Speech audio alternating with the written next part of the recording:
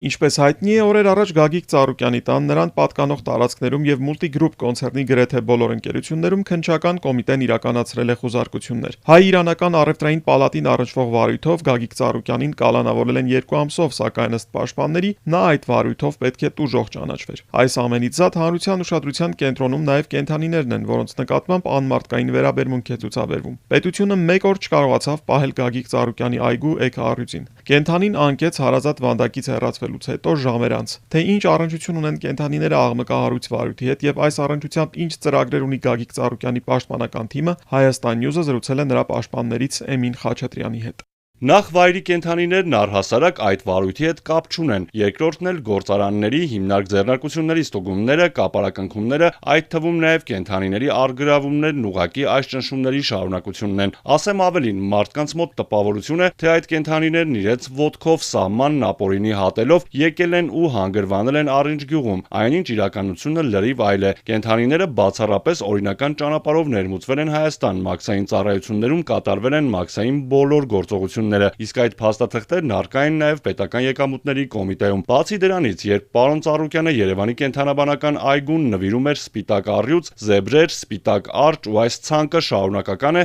այդ ժամանակ որևէ մեկը չգիտեր, որ պարոն Ծառուկյանը նման նախասիրություն ունի եւ շուրջ 30 տարի է կենդանիներ է պահում։ Իդեպ այդ կենդանիները պահում է 100 անգամ լավ, քան կենդանիները կարող են պահվել կենդանաբանական այգում։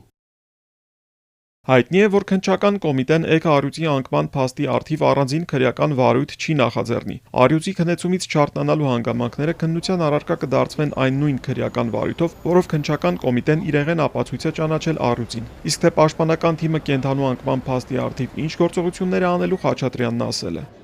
Մենք առյուծի մասով իրավական պրոցես նախաձեռնելու ենք, որովհետև պետք է պարտադիր հասկանանք, թե ինչ պատճառով, ում սխալի կամ անփութության պատճառով կամ միգուցե հանցավոր դիտավորության պատճառով է, որ առյուծն անկել է։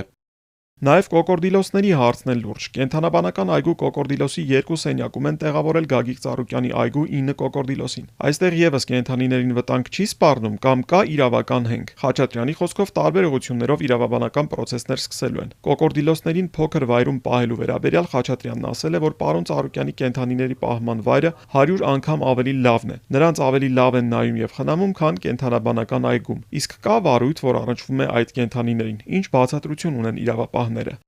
Մենք մի քանի օր առաջ առիթ ունեցել ենք խոսելու, որ տարբեր գործեր 1 օրում ակտիվացել են, այդ թվում նաև 2020-ին Կոտայքի քննչական բաժնում հարուցված գործը, որը շատ դանդաղ էր քննվում, սակայն այժմ միանգամից հիշեցին, որ վարույթ կա եւ պետք է ջանասիրաբար քննեն հարուցումից 6 տարի անց։